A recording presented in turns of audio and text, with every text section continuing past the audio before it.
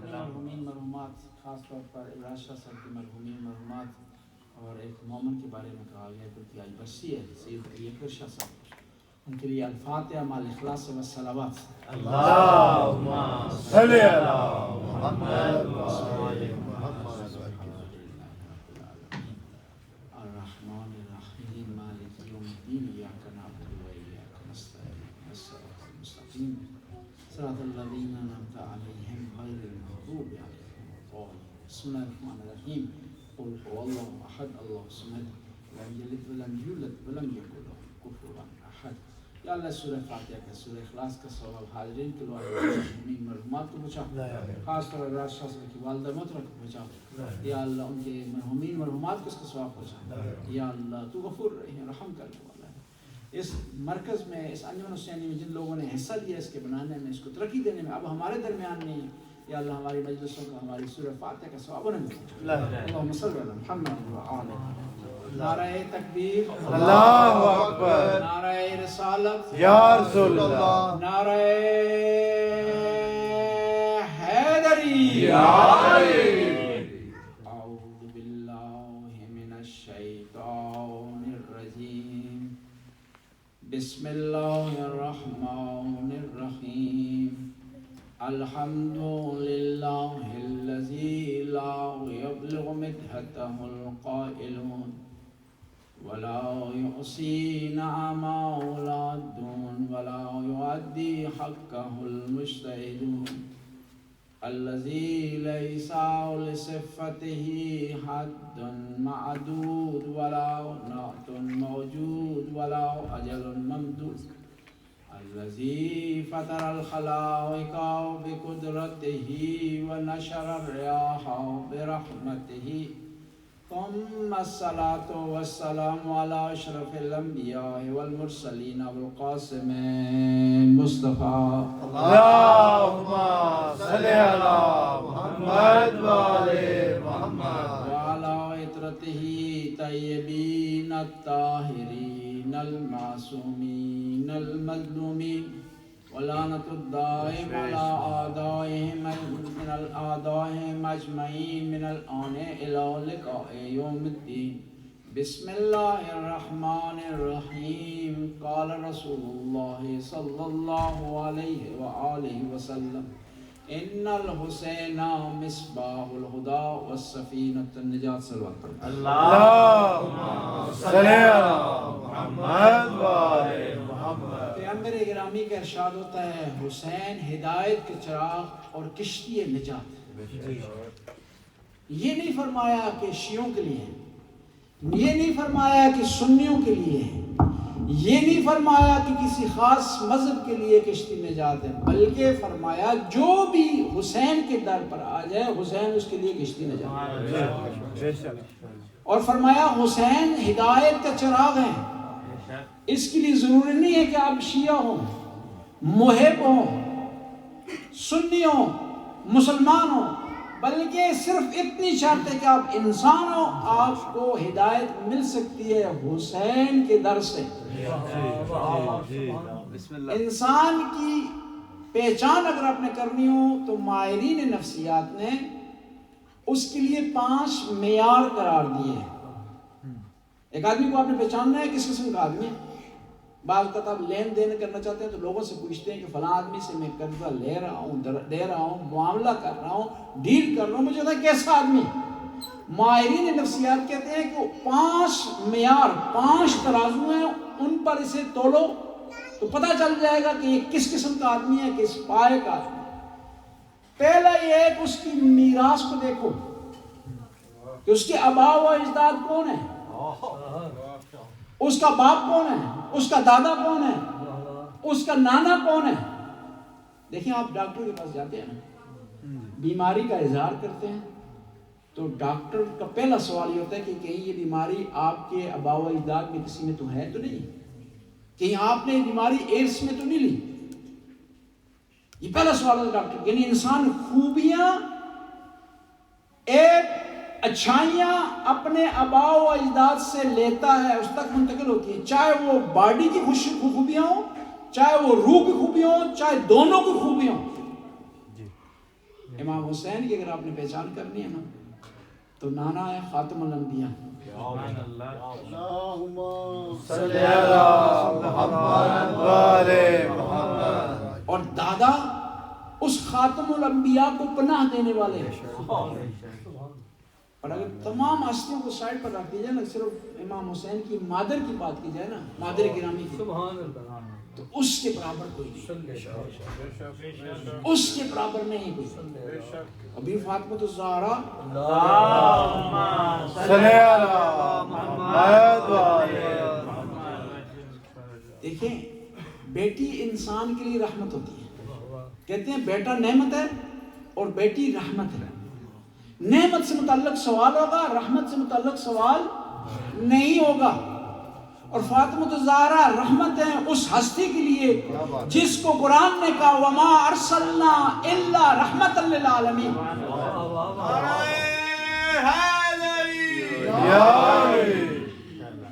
زوجہ انسان کے لیے آدھا ایمان ہوتی ہے، بشرطے کہ اس کو ایمان پر رکھے، ایمان سے پھیر نہ دے، بشرطے کہ آدھا ایمان اس وقت ہوتی ہے بشرطے کہ حکم خدا کی عدولی کرتے ہوئے میدان جنگ میں نہ آ جائے۔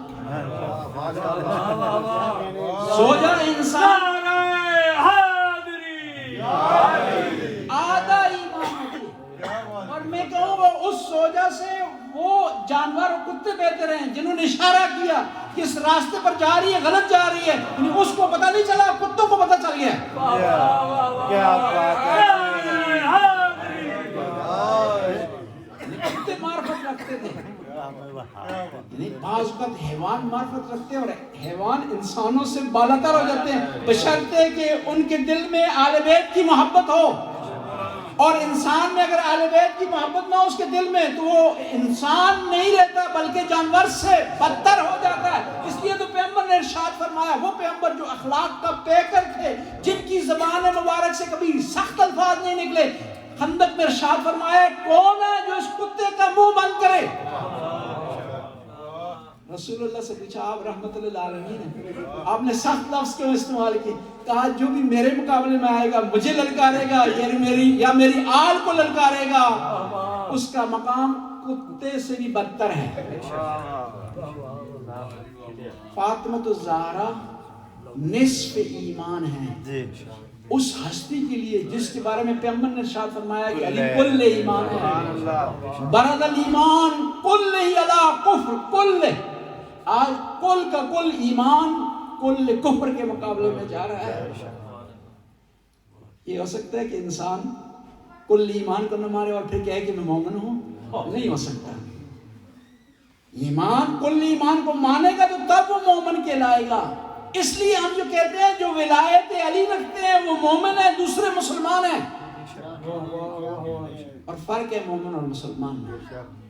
قالت الاعراب آمنا قل لم تؤمنوا لما يدخل الایمان فی قلوبکم، کہ اعراب آئے پیغمبر کی خدمت میں کہا ہم ایمان لے آئے ہیں، پیغمبر کو خدا کی طرف اشارہ ہوا، ان کو کہو کہ ایمان نہیں لائے، یہ ابھی صرف مسلمان ہوئے ہیں۔ دیکھیں نا کلمے کے دو حصے ہیں، ایک مسلمان ہونے کا ہے اور ایک ایمان کا حصہ ہے۔ جب آپ کہتے ہیں لا الہ الا اللہ محمد رسول اللہ آپ مسلمان ہو جاتے ہیں، لیکن جب تک علی ولی اللہ نہ کہیں تو آپ ایمان میں داخل نہیں ہوتے۔ اور مسلمان میں اور مومن میں فرق ہے، قرآن نے کہا قالت الاعراب آمنا قل لم تؤمنوا، یہ کہو کہ تم ایمان نہیں لائے بل یہ کہو کہ تم مسلمان ہوئے ہو۔ اور پھر جنت میں جانے کے لیے ایمان شرط ہے، مسلمان ہونا کافی نہیں۔ دنیاوی احکام میں کچھ احکام ہیں جو مسلمان کے لیے ہیں، لیکن جنت میں جو شرط ہے جانے کے لیے وہ ایمان ہونا ضروری ہے۔ اور فاطمہ الزہرا ایمان ہے اس ہستی کے لیے، نصف ایمان ہے اس ہستی کے لیے جس کو پیغمبر نے ارشاد فرمایا ہے کہ علی کل ایمان ہے۔ پیغمبر نے ارشاد فرمایا الجنت تحت اقدام الامہات، ماں بیٹوں کے لیے بچوں کے لیے جنت ہوتی ہے، ماں کا بہت بڑا مقام ہے، بہت بڑی فضیلت ہے ماں کی۔ اور جو مقام ماں کا اسلام نے، شریعت نے، قرآن نے معین کیا، کسی اور کا نہیں۔ دنیا کی بے مثال اور بے لوث محبت صرف ماں میں پائی جاتی ہے۔ دنیا ساری آپ کو چھوڑ دے، ماں نہیں چھوڑتی۔ دنیا ساری آپ سے دوری اختیار کرے لیکن ماں آپ سے دوری اختیار نہیں کرتی۔ دنیا ساری آپ سے نفرت کرنا شروع کر دے، حسد کرنا شروع کر دے، لیکن ماں حسد نہیں کرتی۔ جب ماں کا اتنا بڑا مقام ہے، اتنی بڑی منزلت ہے، اتنی بڑی فضیلت ہے، تو ہمیں بھی چاہیے کہ اس کا حق ادا کریں، ہمیں بھی چاہیے کہ اس کا خیال رکھیں۔ ماں اگر موجود ہے کہ الجنت تحت اقدام الامہات، کہ ماں کی خدمت کرو گے تو جنت ملے گی، ماں کو ناراض کرو گے تو جنت نہیں ملے گی، ماں سے دوری اختیار کرو گے جنت نہیں ملے گی، ماں سے نہیں پوچھو گے، اس کا احوال نہیں پوچھو گے تو جنت نہیں ملے گی۔ ماں اگر ناراض ہوگی تو خدا بھی ناراض۔ اب کتنی عبادت کریں نا، کتنی عزاداری کیوں نہ کریں، لیکن ماں آپ سے ناراض ہے تو یہ عبادتیں آپ کا منہ پر مار دی جائیں گی، آپ کی طرف پلٹا دی جائیں گی۔ ماں کا بہت بڑا مقام ہے، بہت بڑی بات ہے، اور ماں انسان سے بہت زیادہ پیار کرتی ہے۔ ماں ذرا برابر آپ کو تکلیف پہنچتی ہے تو ماں کو اس کے 10 برابر پہنچتی ہے۔ خود ماں مشکل میں پڑ جاتی ہے، آپ کے لیے آسانیاں پیدا کرتی ہے۔ لیکن میں پوچھتا ہوں، یہ کربلا کی جو مائیں تھیں، کیا وہ اپنے بچوں سے پیار نہیں کرتی تھی؟ کیا اپنے بچوں سے محبت نہیں کرتی تھی؟ آپ کی مائیں کرتی ہیں، وہ نہیں کرتی تھی؟ آپ کی مائیں آپ سے پیار کرتی ہیں، ان کا دل دکھ جاتا ہے آپ کے لیے، کیا ان ماؤں کا دل نہیں دکھا تھا؟ لیکن ان ماؤں کو اپنے بیٹوں سے زیادہ امام حسین سے پیار، ان ماؤں نے اپنے بچے امام حسین پر قربان کر دیے، امام حسین کے لیے فدا کر دیے۔ یعنی اسلام نے درس دیا کہ جو چیز سب سے پیاری ہے نا وہ اسلام ہے، وہ شریعت ہے، وہ دین ہے۔ ماں بھی اگر کوئی چیز قربان کرنا چاہتی ہے اپنے بیٹے کو تو اس دین پر قربان کر سکتی ہے، اس دین پر فدا کر سکتی ہے۔ جو مائیں مدینے سے چلی ہیں ان کی بات سمجھ آتی ہے کہ انہوں نے ایک معرفت کا درس لیا کربلا تک، 6 مہینے کا سیکھا امام حسین سے، لیکن جو وہب کی ماں تھی تو وہ اسی وقت مسلمان ہوئی تھی، اس کو خدا نے کس طرح معرفت عطا کی کہ اپنے وہب جیسے جوان بیٹے کو میدان میں بھیج دیا اس نے۔ یہ بھی ماں تھی کربلا کی، اور ظالم نے وہب کو شہید کرنے کے بعد سر پھینکا ہے ان کی والدہ کی طرف، کمر کی طرف، تو سر کو واپس پھینکے، کہا جو قربانی ہم خدا کے راستے میں دیتے ہیں اسے لیتے نہیں ہیں۔ خواتین کا کربلا میں بڑا کردار ہے۔ وہب کی زوجہ ہے ہانیہ، کہا تجھے اجازت نہیں دیتی ہوں تو میدان میں جا شہید ہو جائے، میری 2 شرطیں ہیں، یہ قبول کرے گا تو تب میں تجھے اجازت دوں گی میدان میں جانے کی۔ تکرار ہو رہا تھا تو امام حسین کی خدمت میں آ گئے، کہا یا اپنا رسول اللہ میری 2 شرطیں ہیں، وہ آپ پوری کریں گے تو پھر میدان میں جا سکتا ہے۔ لیکن وہ آپ بھی کتنا عظیم آدمی تھا، جب تک زوجہ نے اجازت نہیں دی میدان کی طرف روانہ نہیں ہوا۔ کہا کیا شرطیں ہیں؟ کہا پہلی شرط یہ ہے کہ وہ آپ کی شہادت کے بعد میں آل بیت کی مستورات کے ساتھ رہوں، جو مشکلوں کو پیش ہے میرے لیے پیش ہے، پہلی شرط ہے۔ ہماری شرط ہماری ڈیمانڈیں ہو رہی ہے کہ ہم آپ کو اجازت دیں گے یہ مسئلہ حل ہو جائے، یہ مسئلہ حل ہو جائے، یہ دنیاوی مسئلہ حل ہو جائے، اتنا مال مجھے دیا۔ لیکن وہ آپ کی زوجہ نے کیا شرط رکھی کہ وہ آپ سرفرور و شہادت کے ذریعے مجھے سرفرازی مجھے ملے، مجھے اعزاز ملے، خواتین اور آل بیت کی مستورات کے ساتھ رہنے کا، سختیاں برداشت کرنے کا، مشکلات برداشت کرنے کا۔ دوسری شرط یہ ہے کہ وہاب قیامت کے دن حسین کے نانا کے سامنے میری شفاعت کرے۔ دیکھیں یہ سوچا ہے۔ میں عرض کر رہا تھا کہ الجنت تحت اقدام الامہات، ہر بچے کے لیے اس کی ماں اس کی جنت ہے۔ اس دنیا میں آپ جنت حاصل کر سکتے ہیں۔ یہ جو باتیں آپ کرتے ہیں، نمازیں پڑھتے ہیں، ان میں قبولیت کی کوئی گارنٹی نہیں ہے، لیکن ماں کی خدمت کریں گے گارنٹیڈ جنت آپ کو ملے۔ اگر موجود ہے تو خدمت کریں، اگر دنیا سے چل پڑی ہیں تو ان کے لیے مجالس کا انتظام کریں، ان کی طرف سے نمازیں پڑھیں، ان کی طرف سے نوافل پڑھیں، ان کے جو روزے قضائی رہ گئے ہیں ان کو بجا لائیں، ان کی طرف سے صدقہ دیں خدا کے راستے میں۔ اور جب آپ کسی کی طرف سے دیتے ہیں نا تو وہاں آپ کو بھی ثواب ملتا ہے، اس آدمی کو بھی ثواب ملتا ہے۔ ایک آدمی امام کی خدمت میں حاضر ہوا، کہا کہ میں عمرہ کر رہا ہوں، کیا میں 100 آدمیوں کی نیابت میں عمرہ کر سکتا ہوں؟ امام نے کہا کر سکتا ہوں، کیونکہ خدا کے خزانے میں کمی نہیں ہے کہ 100 آدمیوں کو اجر نہ دے سکے۔ پتہ ہے نا جی کہ یہ اگر تھوڑا سا جی 100 میں تقسیم ہو جائے گا، تھوڑا تھوڑا آئے گا، لہٰذا 5 کو ہونا چاہیے، یہ 6 کو ہونا چاہیے، 10 کو۔ خدا کے خزانے میں کسی چیز کی کمی نہیں ہے۔ آپ ایک سورت پڑھ کے آپ کہیں کہ خدایا سب ان لوگوں کو اس کا ثواب ملے جن کے لیے کوئی فاتحہ پڑھنے والا نہیں ہے، سب کو ثواب خدا پہنچائے گا، آپ کو بھی اجر ملے گا، آپ کا مقام بھی بڑا بنے جو ہے درجہ بلند ہو جائے گا۔ خدا کے ہاں کسی چیز کی کمی نہیں ہے۔ اور دیکھیں خدا سے آپ مانگتے ہیں نا، جب دنیاوی کسی آدمی سے مانگتے ہیں تو کچھ چیزیں مانے بن جاتی ہیں۔ وہ آدمی آپ سے حسد کرتا تھا، آپ کو نہیں دیتا۔ خدا حسد نہیں کرتا آپ سے کہ آپ کو نہ دے۔ دنیاوی آدمیوں سے مانگتے ہیں تو خود بیچارے کے پاس نہیں ہو تو آپ کو کہاں سے دے گا، یا اس کا خزانہ محدود ہے۔ خدا کے ہاں ایسا نہیں ہے۔ آپ کسی سے مانگتے ہیں، آپ کا مخالف ہے تو آپ کو نہیں دیتا۔ کیوں نہیں دیتا؟ کہ مخالف آپ، خدا کسی کا مخالف نہیں ہے۔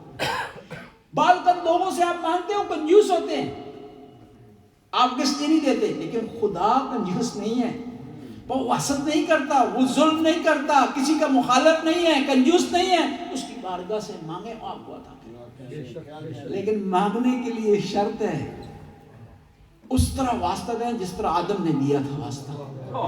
ان ہستیوں کا نام لیں جن ہستیوں کا نام لے کر آدم نے واسطہ دیا تھا، جن ہستیوں کا نام لے کر نوح نے واسطہ دیا تھا، جن ہستیوں کا نام لے کر ابراہیم نے واسطہ دیا تھا۔ وہ کیا ہے؟ اسماء حسنہ ہے۔ تو امام جعفر صادق ارشاد فرماتے ہیں نحن اسماء اللہ الحسنہ، ہم اللہ کے وہ اسماء ہیں جو حسنہ ہیں۔ بے شک، یعنی ہمارا نام لو اور واسطہ دو، تمہاری دعا قبول ہو جائے۔ الجنت تحت اقدام الامہات، جنت ماؤں کے پاؤں تلے ہے۔ انسان کے بدن کا سب سے کمزور عضو پاؤں۔ دیکھیں آپ کسی طرف پاؤں کریں ناراض ہوتا ہے، ہاتھ سے پانی پیتے ہیں لیکن پاؤں پر وہی پانی اگر انڈائریکٹ ہو کر پاؤں کی طرف سے آپ کے پینے کے لیے استعمال کے لیے آئے تو آپ استعمال نہیں کریں گے اس کو۔ لیکن وہ کمزور عضو اگر ماں کا ہو تو جنت ہے۔ فاطمہ الزہرا جنت ہیں ان ہستیوں کے لیے جن کو پیغمبر نے کہا ان الحسن والحسین سید شباب اہل الجنہ، کہ حسن حسین جنت کے جوانوں کے سردار ہیں۔ اب آدم جنت میں جائیں گے تو حسن حسین کی سرداری میں ہوں گے، نوح جنت میں جائیں گے تو حسن حسین کی سرداری میں ہوں گے، ابراہیم جنت میں جائیں گے تو حسن حسین کی سرداری میں ہوں گے، موسیٰ جنت میں جائیں گے تو حسن حسین کی سرداری میں ہوں گے، عیسیٰ جنت میں جائیں گے تو حسن حسین کی سرداری میں ہوں گے۔ سوال یہ پیدا ہوتا ہے کیا امیر المومنین جنت میں ہوں گے، کیا وہ بھی حسن اور حسین کی سرداری میں ہوں گے؟ نہیں، حدیث کے دوسرے حصے کا ملاحظہ فرمائیں ان الحسن والحسین سید شباب اہل الجنہ وابوہما افضل منہما، حسن اور حسین جنت کے جوانوں کے سردار ہیں اور ان کے والد گرامی ان دونوں سے افضل ہیں۔ اب سوال یہ ہے کہ نبی کریم جنت میں ہوں گے، کیا وہ بھی حسن حسین کی سرداری میں؟ نہیں، وہ علی جو حسن اور حسین سے افضل ہیں وہ ارشاد فرماتے ہیں انا عبد من عبید محمد، میں محمد کے غلاموں میں سے ایک ادنا سا غلام ہوں۔ امیر المومنین کو معرفت تھی پیغمبر کی۔ امیر المومنین سے کسی نے سوال کیا کہ اے امیر المومنین کیا آپ سے کوئی بہادر ہے؟ بدر نے آپ کی بہادری کی گواہی دی ہے، احد نے آپ کی بہادری کی گواہی دی ہے، خندق گواہ ہے، سارے میدان خیبر گواہ ہے، آیا آپ سے بھی کوئی بہادر ہے؟ کہا میرے رسول اللہ مجھ سے زیادہ بہادر ہے۔ کہا جب زور کی لڑائی ہوتی تھی، جنگجوؤں کو پناہ نہیں ملتی تھی، میں علی اپنے مولا اور آقا رسول اللہ کے دامن میں پناہ لیتا ہوں۔ یعنی میری بہادری رسول اللہ کی بہادری ہے، اور یہ ہو نہیں سکتا کیونکہ دونوں ایک ہیں۔ انا والی من نور واحد، میں اور علی ایک نور سے، یہ ہو نہیں سکتا نور کا ایک ایسا بہادر ہو دوسرا ایسا بہادر نہ ہو۔ اب لیکن عظمت خدا نے دکھانی تھی امیر المومنین کی، مقام بتانا تھا کہ اس بھائی کے ہاتھ سے بہادری ظاہر ہوئی، خدا نے مقام بتانا تھا. ایک دفعہ رسول اللہ گھر سے باہر نکلے, نیا لباس رسول اللہ نے پہنا ہوا تھا. تو ایک شخص آیا, اس نے کہا کہ رسول اللہ آپ نے لباس پہنا ہے, محسوس ہو رہا ہے کہ آپ اپنے آپ کو جوان محسوس کرتے ہیں. کہا کیوں جوان محسوس نہ کروں, کیونکہ میرے دادا ابراہیم بھی جوان تھے اور میرا بھائی علی بھی جوان ہے. اور یہ ہو نہیں سکتا کہ نور کا ایک ایسا جوان ہو اور دوسرا ایسا جوان نہ ہو. ایک صلوات پڑھنا. بس انسان کی شناخت کا پہلا معیار اس کی وراثت ہے کہ آباء و اجداد اس کے کون ہیں. پہچانا جاتا ہے اپنے آباء و اجداد سے انسان. اکثر شاذ و نادر ہوتا ہے اس کے خلاف ہوتا ہے اکثر. اور قانون جو بنتا ہے نا, ریگل جو بنتا ہے, کلیہ جو بنتا ہے, قاعدہ وہ اکثریت کے مطابق ہوتا ہے. دوسری جو معیار ہے انسان کی پہچان کا وہ ہے ماحول کی. انسان کس ماحول میں پلا بڑھا ہے. اور ماحول کی قسم کیا سکتے ہیں, گھر کا ماحول ہو سکتا ہے, اسکول کا ماحول ہو سکتا ہے, دوست و احباب کا ماحول ہو سکتا ہے, ایلڈر سینٹر کا ماحول ہو سکتا ہے, جی کسی بازار کا ماحول ہو سکتا ہے, مختلف ماحول ہو سکتا ہے. اور امام حسین کی پرورش پتہ کس ماحول میں ہوئی ہے. امام حسین منزل ذباب پر پہنچے ہیں, مکہ سے آپ روانہ ہوئے ہیں, منزل ذباب پر آئے. اس سے تھوڑا آگے نکلے ہیں تو ایک آدمی آپ کے سامنے آیا. اس نے کہا مجھے سمجھ نہیں آ رہی کہ آپ کون ہیں, کس مقصد کے لیے جا رہے ہیں, کیونکہ آپ کے لشکر میں جنگجو بھی ہیں, اس سے پتہ چلتا ہے جنگ کے لیے جا رہے ہیں, فیملیز ہیں ساتھ, اس سے پتہ چلتا ہے کہ آپ کسی اور مقصد کے لیے جا رہے ہیں. مجھے آپ بتائیں آپ کون ہیں. امام حسین نے کہا لو لقیتنی فی المدینہ لرأیتک اثر جبرائیل فی بیتنا ونزول الوحی علی جدنا. کاش کہ تو مجھے مدینہ میں ملتا, میں تجھے بتاتا میں کون ہوں, اور میں تجھے دکھاتا کہ میرے گھر میں آج بھی جبرائیل کے آنے کے آثار موجود ہیں, اور آج بھی میرے گھر میں میرے نانا پر وحی کے نازل ہونے کے آثار موجود ہیں.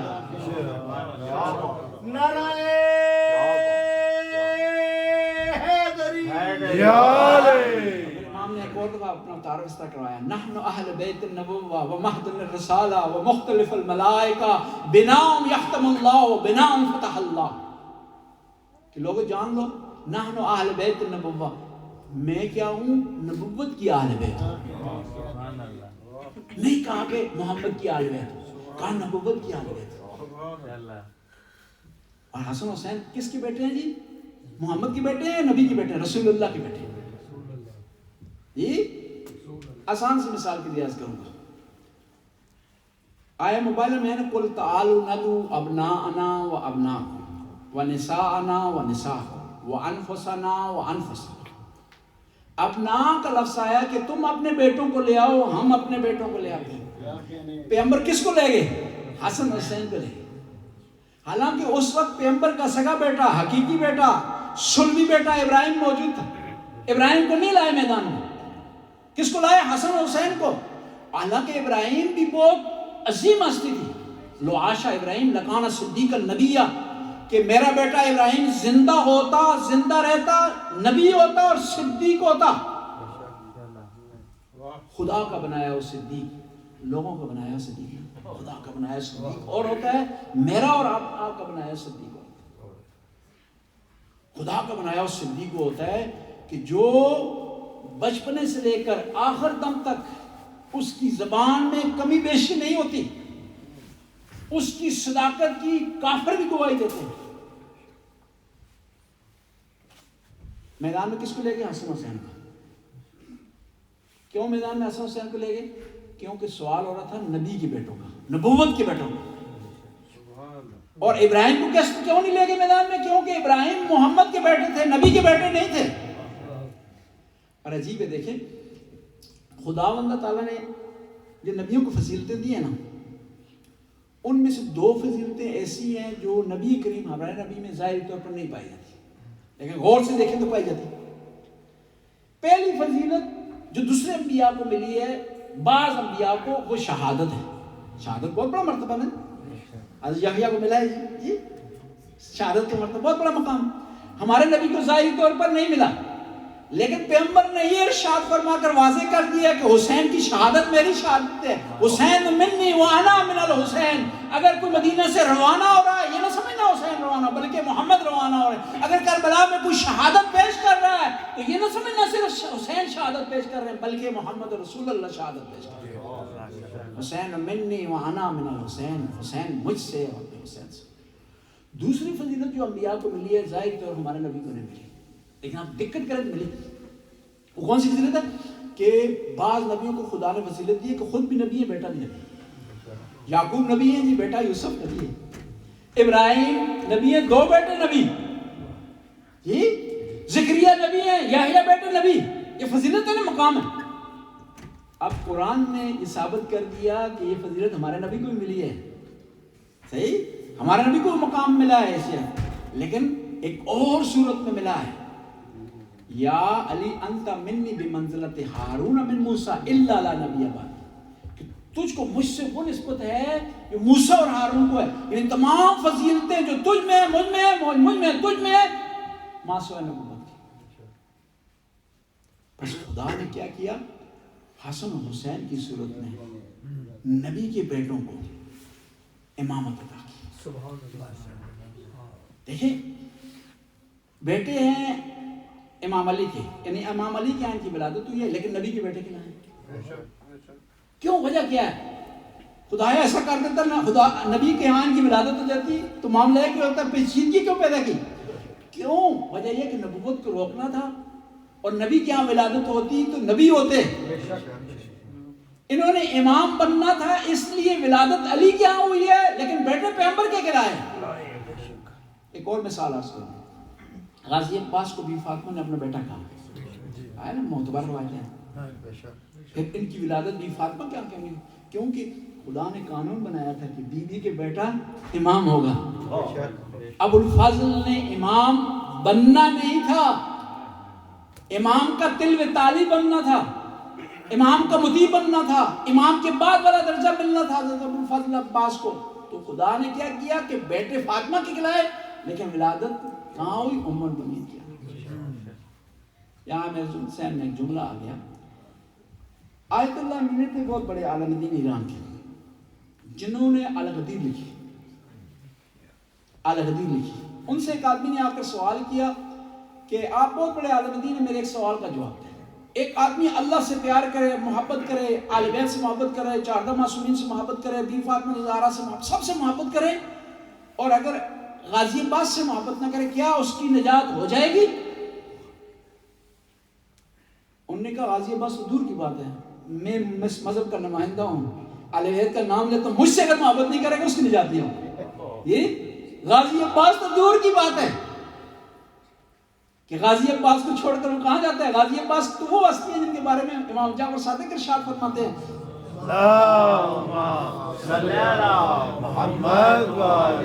لِأَمِّيَنَ الْعَبَّاسِ فِي الْجَنَّةِ مَنْزِلَةٌ يَغْبِطُ بِهِ جَمِيعُ الشُّهَدَاءِ، کہ جنت میں میرے چچا عباس کو خدا نے ایک مقام دیا کہ سارے شہداء اس پر رشک کرتے ہیں. وَنَافِذُ الْبَصِيرَ وَصُلْبُ الْإِيمَانِ، وہ ایمان کی انتہا پر تھے اور بصیرت کے کمال پر تھے. بس دوسرا معیار کیا ہے انسان کی پہچان کے لیے؟ ماحول ہے کہ کون سے ماحول میں انسان پلا ہے، بڑا ہے. تیسرا معیار انسان کی پہچان کے، تھکے تو نہیں آپ لوگ؟ نعرہ حیدری، افتخار شاہ سے تھکے لگتے ہیں. تیسرا معیار تربیت ہے. انسان نے تربیت کہاں حاصل کی؟ کس آدمی نے اس کی تربیت کی؟ کس طرح کی تربیت کی؟ اور تربیت ایسی چیز ہے جو وراثت پر حاوی ہو جاتی ہے. دنیاوی مثال ہے، آپ کے خاندان میں ایک بیماری ہے، مثال دیتا ہوں ہارٹ کی بیماری، آپ کھانے کی پرہیز کے ذریعے اور ٹریننگ کے ذریعے کم از کم اسے پوسٹپون کر سکتے ہیں، ڈیلے اسے کر سکتے ہیں. یعنی تربیت میں اتنا کمال ہے. اور دینی لحاظ سے بھی ایسا ہے.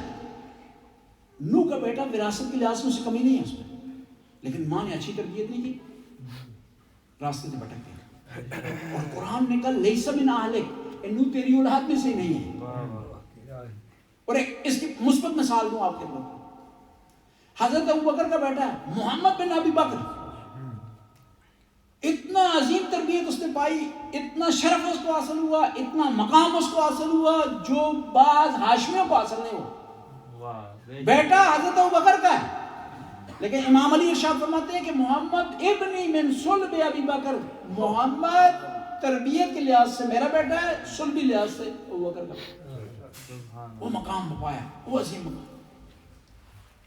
اور جنہوں نے شہید کیا نا تو انہوں نے اس کی وراثت کی طرف دیکھا ہے یا اس کی تربیت کی طرف دیکھا ہے؟ دشمن بھی پہچانتا تھا اس کی تربیت حاوی ہوگی اس کی وراثت پر.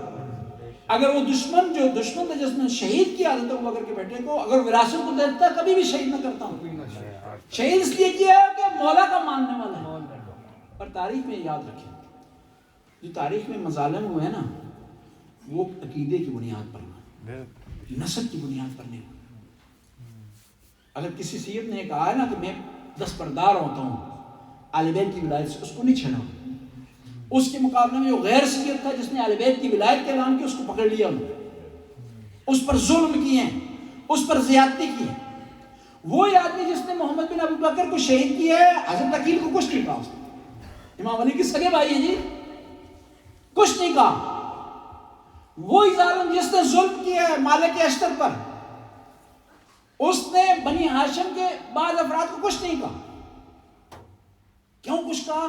کیونکہ ولی اللہ کہہ رہا تھا، کیونکہ وہ علی کا نعرہ لگا رہا تھا. سب سے سخت جو مظالم ہوئے ہیں نا، ظلم ہوا ہے وہ میثم تمار کا. کیا وہ بنی ہاشم سے تھے جی؟ کسی خاص خاندان سے تعلق تھا اس وجہ سے ان پر ظلم ہوا؟ نہیں، انہوں نے علی ولی اللہ کا. سبحان اللہ.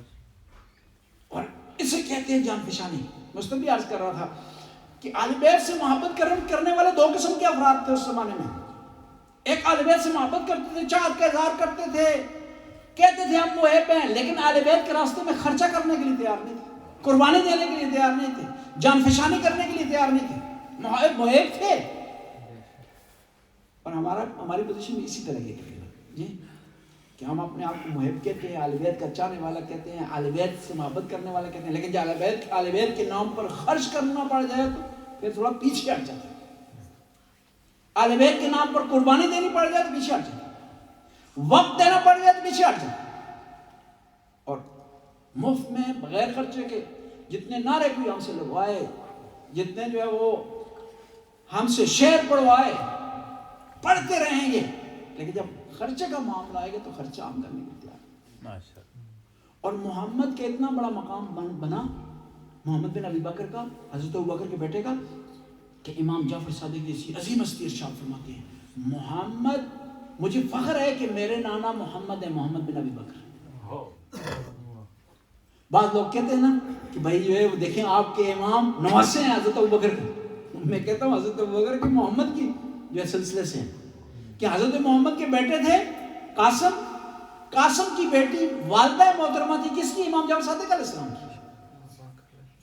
اور اس پر فخر کرتے تھے امام جعفر صادق کہ محمد کو اتنا بڑا مقام، اتنی بڑی فضیلت ملی حضرت محمد.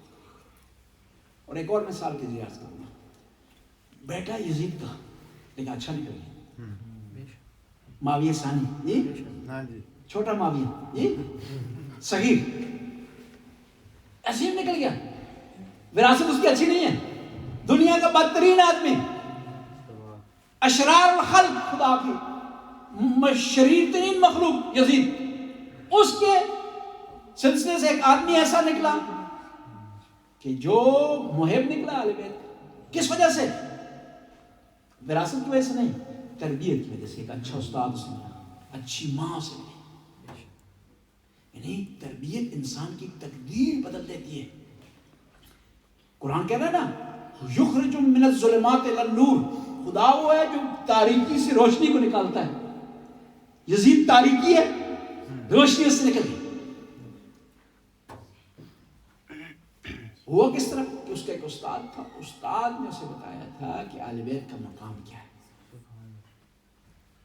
آپ بھی چاہتے ہیں کہ آپ کے بچے اہل بیت سے آشنا ہوں تو کوشش کریں کہ ان کے لیے اہتمام کریں، ان کی تربیت کا اہتمام کریں. جب حضرت ابوبکر کا بیٹا اتنا اچھا نکل سکتا ہے، یزید کا بیٹا اتنا اچھا ہو سکتا ہے، تو تربیت سے کیوں نہیں بچوں میں اچھائی آ سکتی؟ کیوں بہتری نہیں آ سکتی؟ آ سکتی ہے، بشرطے کہ آپ توجہ دیں۔ بنو امیہ کے خاندان میں سے ایک اچھا آدمی نکل گیا، عمر بن عبدالعزیز، جس نے آ کر اہل بیت کے خلاف جو زبان درازی ہوتی اس کو بند کروایا۔ اور اس میں کس کا کمال تھا؟ بنو امیہ میں ہونے کے باوجود استاد کا کمال تھا۔ اس کے استاد نے اسے بتایا کہ اہل بیت کا مقام کیا ہے، امیر المومنین کا مقام کیا ہے، بی فاطمہ الزہرا کا مقام ہے۔ کیا آپ اہتمام کر رہے ہیں اپنے بچوں کو؟ ممکن ہے ایسا نہ ہو، کہیں ایسا نہ ہو کہ ہم اہل بیت کی بارگاہ میں خود تو بڑھ کر آگے جائیں کہ ہم مزیدار تھے، ہم ماتمی تھے، ہم اہل بیت سے محبت کرنے والے تھے، اہل بیت کے لیے قربانی دینے والے تھے، لیکن اہل بیت وہاں کہیں کہ تم نے خود تو ایسا کیا ہے لیکن یہ چیز تم نے بچوں تک منتقل نہیں، بچوں کی تو نے تربیت نہیں کی۔ ہاں وقت دینا پڑتا ہے، توانائی صرف کرنی پڑتی ہے، نیند چھوڑنی پڑتی ہے، آرام چھوڑنا پڑتا ہے بچوں کی تربیت کے لیے، لیکن یہ سرمایہ ہے، انویسٹمنٹ ہے۔ آج اگر انویسٹمنٹ کریں گے تو کل پریشان نہیں ہوں گے، کل پچھتاوا آپ کو نہیں ہوگا کہ آپ نے کوتاہی نہیں کی، آپ نے کوشش کی اپنے بچوں کے لیے۔ اور اس ذمہ داری ہے بچے آپ کی، جس طرح نماز پڑھنی آپ کے لیے واجب ہے نا، روزہ رکھنا آپ کے لیے واجب ہے، عزاداری کرنی آپ کے لیے ضروری ہے، اس کے بغیر باتیں مکمل نہیں ہوتی، اسی طرح بچوں کو عزاداری میں لانا بھی ضروری ہے۔ خود تو ہم آ جائیں گے اور پھر اتنا باز کر زور و شور سے آ جاتے ہیں، کہتے ہیں کہ ہم ہی ہیں سب، لیکن اولاد ہماری نہیں آتی، اور خود بعض اوقات اتنا دعویٰ کر بیٹھتے ہیں کہ دوسرے کے دستوں کے قربان ہو جاتے ہیں۔ یہ جو ہم میں کیوں مشہور ہو گیا ہے کہ ہم کسی کو مقصر کہہ رہے ہیں، کسی کو ہم غالی کہہ رہے ہیں، یہ کسی کو ہم ملنگ کہہ رہے ہیں، کسی کو کیا کہہ رہے ہیں، یہ ہمارا غرور ہے کہ ہم بہت بڑے ہیں، ہم بہت بڑے عزادار ہیں۔ بس اس لیول کی جو عزاداری نہیں کرے گا وہ شیعہ ہی نہیں ہے، اس لیول پر جو عبادت نہیں کرے گا وہ شیعہ ہی نہیں ہے۔ ہم دعویٰ کرتے ہیں نا، لیکن ہمیں دیکھنا ہے کہ وہ جو لیول جو مقرر کیا ہے وہ ہمارے معیار کے مطابق ہے، تو وہ تب مانا جائے گا کہ اہل بیت کے معیار کے مطابق۔ ہم نے نہیں دیکھنا اپنے معیار کے مطابق، نہ کسی کو غالی کہہ سکتے ہیں نہ کسی کو مقصر کہہ سکتے ہیں۔ ہاں اہل بیت کا معیار ہے، اس کے مطابق ہم کسی کو غالی بھی کہہ سکتے ہیں، کسی کو مقصر بھی کہہ سکتے ہیں، کسی کو دین سے خارج بھی کہہ سکتے ہیں، کیونکہ ہمارے ہاں شیعہ میں ایک قاعدہ ہے، ہم ہر چیز کو نہ برا کہتے ہیں نہ ہر چیز کو اچھا کہتے ہیں۔ ہمارے لیے معیار ملاپ 14 معصومین ہے، انہوں نے کس چیز کو اچھا کہا ہے تو اچھا کہیں گے، انہوں نے کس چیز کو برا کہا ہے تو برا کہیں گے، انہوں نے کس چیز کو سینے سے لگایا ہے تو سینے سے لگائیں گے، انہوں نے کسی کو دور کیا اپنے سے، اس کو اپنے آپ کو دور کر دیں گے، اور اس کو اپنے آپ سے دور کریں گے، اپنے آپ کو اس سے دور کر دیں گے۔ ہم لاوارث نہیں ہیں کہ جدھر چل پڑے۔ ہم تو شیعہ تو واحد خوش قسمت مذہب ہے دنیا میں جس کا وارث موجود ہے۔ دنیا والوں کے امام چلے گئے، ان سے رابطہ نہیں ہے ان کا، ہمارا امام زندہ، اور ہم اگر ایک منزل پر پہنچے اپنے امام سے رابطہ بھی کر سکتے ہیں، اور اس کے بارے میں ہمیں یقین ہے کہ امام کا ہم سے رابطہ ہے۔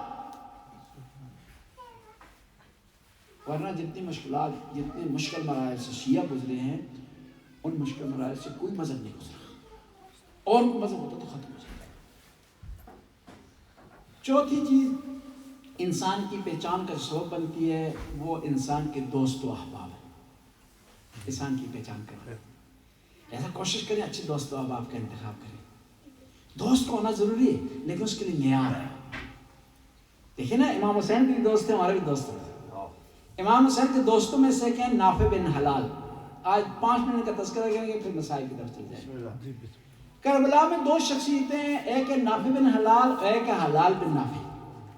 نافع بن حلال امام حسین کے لشکر میں ہیں اور حلال بن نافع یزید کے لشکر میں۔ نافع بن حلال یہ یمن کے رہنے والے تھے، ان کا نام ہے نافع بن حلال البجلی و مرادی۔ یہ بہادر تھے اور ان کے پاس صرف 12 تیر تھے ٹوٹل۔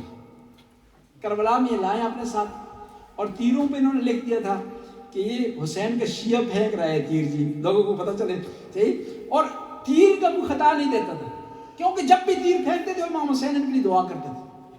12 آدمی انہوں نے اپنے تیر سے قتل کیے، اور اسی اثناء میں انہوں نے دیکھا کہ دشمن کے لشکر میں ایک آدمی ہے جس کا نام علی کرزہ ہے۔ علی کرزہ 2 بھائی تھے، ایک علی کرزہ، دوسرے کا نام تھا عمر کرزہ۔ عمر کرزہ جو تھا امام حسین کے ساتھ تھا، اور علی کرزہ یزید کے لشکر میں تھا۔ عمر کرزہ جب جو ہے مارا گیا، شہید ہو گیا، تو فوراً اس کا بھائی سامنے آیا، اس نے امام حسین کو برا بلا کہنا شروع کر دیا، غررتا اخی، تو نے میرے بھائی کو دھوکہ دیا ہے۔ کس کو کہا اس نے؟ امام حسین۔ جب یہ آواز نافع بن حلال کے کانوں پر پہنچی تو فوراً امام سے اجازت لے کر جھپٹے اس کی طرف، جھپٹنے کے بعد انہوں نے حملے کیے، کئی افراد کو قتل کیا۔ تو عمر سعد نے آواز دی کہ اس کو گھیرا ڈال دو اور اس کو زندہ گرفتار کرنا ہے۔ کس کو؟ نافع بن حلال کو۔ میں قربان جاؤں، آواز کی پرواہ نہیں کی، تیر جو ہے وہ ان کے ختم ہو گئے، تلوار چلا گئے۔ اب ان ظالموں نے چاروں طرف سے گھیرے میں لیا اور ان کے بازو توڑ دیے۔ کس کے؟ نافع بن حلال کے۔ نافع بن حلال کے بازو جب ٹوٹے ہیں نا، تو اس کو نافع بن حلال کو گرفتار کر لیا ان ظالموں نے۔ گرفتار کر کے شمر نے کہا کہ اس کو ابھی شہید نہیں کرنا، اس کو لے جاتے ہیں عمر سعد کے پاس۔ عمر سعد کے پاس لے گئے تو نافع بن حلال نے، ان کے بازو ٹوٹے ہوئے ہیں، زخمیوں سے چورا چور ہیں، پیاس کا عالم ہے، فرمایا ہے عمر سعد، میں نے اپنے مولا کا ساتھ دیتے ہوئے تیرے جو تیروں سے آپ بھی مارے ہیں وہ 12 ہیں، تلوار سے جو میں مارے ہیں وہ گنے ہوئے نہیں ہیں، بے شمار ہیں۔ تو عمر سعد نے کہا کہ شمر تو نے اسے شہید کرنا ہے۔ تو فوراً کہا کہ میرے مولا نے مجھے بشارت دی تھی، دنیا کا بدترین آدمی تجھے شہید کرے گا، تو آج بشارت پوری ہوگی۔ اور یہ نافع بن حلال کون ہے؟ ان کا ایک اور تذکرہ بھی آتا ہے۔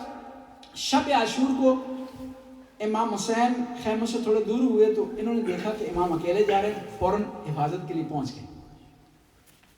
تو کہا یا رسول اللہ، میں نے آپ کو دیکھا کہ آپ تاریخی طرف چل رہے ہیں، تو میں ساتھ آ گیا کہ دشمن نے چاروں طرف سے گھیرے میں لیا ہوا، کہیں آپ کے لیے کوئی مشکل پیش نہ ہے۔ تو امام نے وہاں ایک جملہ کہا تو رو گئے، کہا نافع بن حلال رات کی تاریکی ہے اور مجھے یہ راستہ محفوظ نظر آتا ہے، تو چاہے تو اس راستے سے بھاگ سکتا ہے۔ فوراً رو گیا کہ ابن رسول اللہ، کیسے ہو سکتا ہے کہ میں آپ کو تنہا چھوڑ کر کے میدان سے بھاگ نکلوں؟ میں اس لیے نہیں آیا ہوں میدان چھوڑ دوں۔ اب امام حسین آئے ہیں خیموں میں، بی بی زینب کے خیمے میں گئے ہیں، نافع بن حلال باہر کھڑے ہیں۔ اندر خیمے میں گئے ہیں تو بی بی زینب نے کہا کہ بھیا حسین، لشکر پر لشکروں کا اضافہ ہو رہا ہے، کس لیے اضافہ ہو رہا ہے؟ کہا یہ آپ کے بھائی کو شہید کرنے کے لیے آ رہے ہیں۔ کہا بھائی کیا آپ نے اپنے ساتھیوں کو چیک کر لیا، آزما لیا ہے، کہیں نہ عاشورہ کے دن آپ کو دشمن کے حوالے کر دیں؟ نافع بن حلال کے کانوں پر یہ آواز پہنچی، روتے ہوئے حبیب ابن مظاہر کے پاس چلے۔ کہا حبیب ابن مظاہر، ثانیہ زہرا کو، فاطمہ کی بیٹی کو ہم پہ اعتماد نہیں ہے، آؤ چلتے ہیں اعتماد کا اظہار کرتے ہیں۔ سارے اصحاب آگے خیموں کے باہر بیویوں کے، اور بلند آواز سے کہنے لگے سید زادیوں پریشان نہیں ہونا، ہمارے دم میں جب تک دم ہے ہم نواسے رسول کے قریب کوئی مشکل آنے نہیں دیں گے، ہماری گردنیں حاضر ہیں نواسے رسول کی پیغمبر کی نواسی۔ آپ نے کس طرح بات کر دی ہے کہ ہم سے بڑا کوئی وفادار نہیں۔ اور شب عاشور کو جب امام حسین نے کہا نا، چند جملے ان کی فضائل کے پڑھتے پھر انصار کی طرف جائیں۔ جب امام حسین نے کہا کہ آپ لوگ چلے جائیں تو ہر شہید اٹھایا، اس نے جواب دیا ہے امام کے کلام کا کہ ہم کیوں چلے جائیں، ہم نہیں جا سکتے۔ تو وہاں نافع بن حلال نے پتہ کیا کہا، نحنو علی نیاتنا و بصیرتنا، ہم جب اب کوفہ سے چلے تھے تو ہم نے نیت کر لی تھی شہادت کی، ہم جانے والے نہیں، اور بصیرتنا، ہم جہاں تک آئے نا بابصیرت ہیں، ہم بصیرت کے ذریعے آئے ہیں، جان بوجھ کر آئے ہیں، امام کی معرفت حاصل کرنے کے بعد آئے ہیں، اور ہم یہاں سے نہیں جا سکتے۔ اور یہ نافع بن حلال ہیں، جب کوفہ سے نکلے ہیں تو ہور کے لشکر کی جب ملاقات ہوئی ہے تھوڑی دیر بعد امام حسین سے آ کر ملے ہیں نافع بن حلال۔ تو امام حسین نے پوچھا کہ کوفہ کیا ہے، حوال کیا ہے؟ تو نافع بن حلال نے کہا کہ کوفہ کے جو لیڈر ہیں, سردار ہیں, انہوں نے یزید سے رشوت لے لیے, اب آپ کا ساتھ نہیں دے رہے. لیکن عوام جو ہے کوفہ کی, اس کی پوزیشن اس قسم کی ہے کہ ان کے دل آپ کے ساتھ ہیں لیکن تلواریں آپ کے مخالف ہیں. قلوبہم معاکم واسیافہم علیکم. اور یہ نافع بن علیہ انہوں نے 3 دفعہ کوشش کی ہے پانی لانے کی. ایک دفعہ یہ پانی پر پہنچے ہیں تو پانی پر جو یزید کے لشکر کی طرف سے جو آدمی معمور تھا, اس کا نام تھا عمرو بن حجاج زبیدی, وہ ان کا کزن تھا. کس کا؟ نافع بن حلال کا. لیکن آیا کس کی طرف سے؟ یزید کی طرف سے. وہ کہنے لگا کہ اے میرے بھائی, تو خود پانی پی سکتا ہے لیکن حسین کے لیے پانی لے جانے کی اجازت نہیں. تو کیونکہ میرا بھائی ہے, میرا کزن ہے, تجھے میں اجازت ہے. اس نے کہا ہو نہیں سکتا کہ میں پانی پی لوں اور میرے آقا و مولا پانی نہ پی لیں, پانی نہ پئیں اور وہ پیاسے رہیں. یہ ہے نافع بن حلال جنہوں نے امام حسین کی بارگاہ میں اپنے آپ کو قربان کر دیا. اب ہم نے دیکھنا ہے کہ ہم بھی اپنے آپ کو محب کہتے ہیں, اپنے آپ کو امام کا شیعہ کہتے ہیں, اپنے آپ کو امام کا جانصار کہتے ہیں. کیا ہم نافع بن حلال کی سیرت پر چل سکتے ہیں؟ یہ کل چلنے کی کوشش کرتے ہیں یا اس پر سٹرگل کرتے ہیں؟ اور شہداء کربلا نے جو قربانی دی ہے ان حالات کے مطابق وہ قربانی تھی. آج حالات مختلف ہیں, قربانی کا انداز مختلف ہے. آج قربانی کا کیا انداز ہے کہ ہم جس طرح ان شہداء نے اپنے بچے قربان کیے امام حسین پر, ہم اپنے بچوں کو وقف کر دیں حسین علیہ السلام کی تعلیمات کے لیے, امام حسین کے مشن کے لیے, امام حسین کی عزاداری کے لیے. انہوں نے تیر چلائے, تلواریں برداشت کی. تو آج ہمیں چاہیے کہ اہل بیت علیہ السلام کے راستے کو آگے بڑھانے کے لیے, ان کے پیغام کو دنیا تک پہنچانے کے لیے اگر سختی کے وقت پیش ہے تو سختی کو برداشت کرنا. آج اربعین کی مجلس ہے.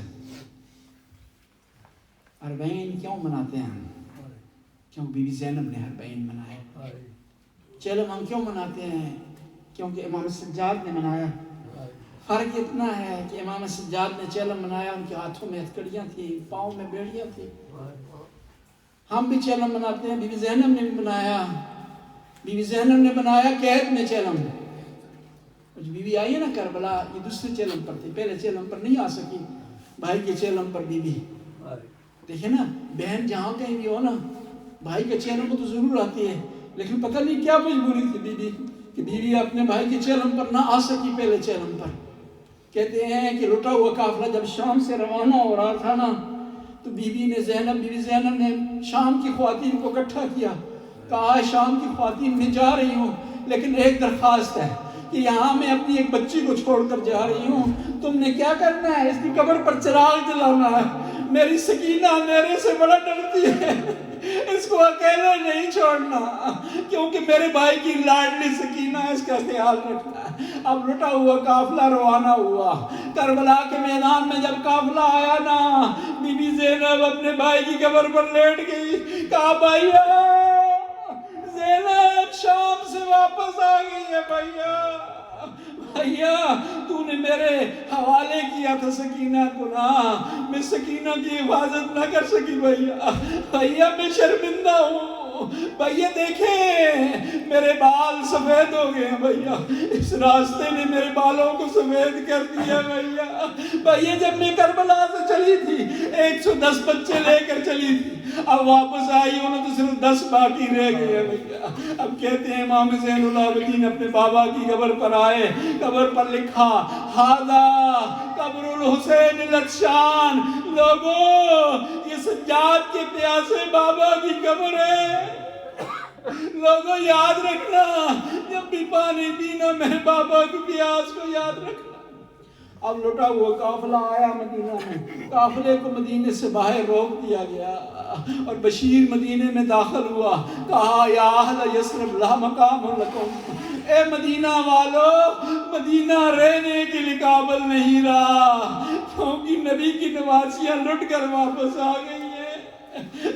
کہا لوگوں جب یہ جا رہے تھے نا تو ان کے ساتھ قاسم تھا، اونا محمد تھا، علی اکبر تھا، علی اصغر تھا. جب یہ پلٹ رہے ہیں تو ان کے ساتھ علی اکبر نہیں، قاسم نہیں، اونا محمد نہیں. کہتے ہیں کہ امام زین العابدین مدینے سے باہر موجود تھے. ایک شخص آیا، اس نے پوچھا غازی عباس سے متعلق. جب بھی غازی عباس کا نام لیا جاتا نا، امام زین العابدین کے احترام کے لیے کھڑے ہو جاتے. کہا شخص اگر میرے چچا کا تو 1000 بار نام لے گا تو میں پھر بھی احترام کے لیے کھڑا ہو جاؤں گا، تو میرا امتحان نہ لے. کہتے ہیں ایک بوڑھی خاتون ام البنین آ گئی ہے اس قافلے سے ملنے کے لیے، اور بار بار پوچھتی ہے امام حسین کا. راوی کہتا ہے میں نے کہا اب غازی کا کیوں نہیں پوچھتی؟ کہا غازی غلام تھا، اس نے اپنے آپ کو قربان کر دیا. اور پھر کہنے لگی مجھے یہ بتائے غازی کے ہوتے ہوئے میرے مولا آقا کیوں شہید ہوئے؟ اور کہنے لگی غازی میں تجھے نہیں بخشوں گی، تیرے ہوتے ہوئے میرے مولا آقا شہید ہو گئے. تو راوی نے کہا بی بی غازی کو کچھ نہ کہنا، اس کے ہاتھ بندھے ہوئے تھے، اس کو اجازت نہیں ملی. اب لٹا ہوا قافلہ مدینے میں داخل ہوا. بی بی زینب اپنے نانا کی قبر پر گئی، قبر کے دروازے بند کر دیے گئے. کہا نانا آپ کی نواسی لٹ کر آ گئی ہے. نانا میرے ہاتھوں پر ہتھکڑیوں کے نشان موجود ہے. اگر نامحرم کے آنے کا خطرہ نہ ہوتا نا، میں اپنی قبر سے پردہ اٹھاتی کہ آپ کی امت نے میرے ساتھ کیا سلوک کیا. اب نانا کی قبر سے رخصت ہوئی، آئی ماں کی قبر پر. آتے ہوئے گٹھڑی کھولی، ایک پھٹا ہوا کرتا نکالا اور قبر پر بچھا دیا. کہا ماں میں کربلا سے آپ کے لیے تحفہ لائی ہوں. یہ بھائی کا وہ کرتا ہے جو آخری وقت میں بھائی نے مانگا تھا. ماں پتہ نہیں آپ کو نہیں پتا بھائی کے ساتھ کیا ہوا.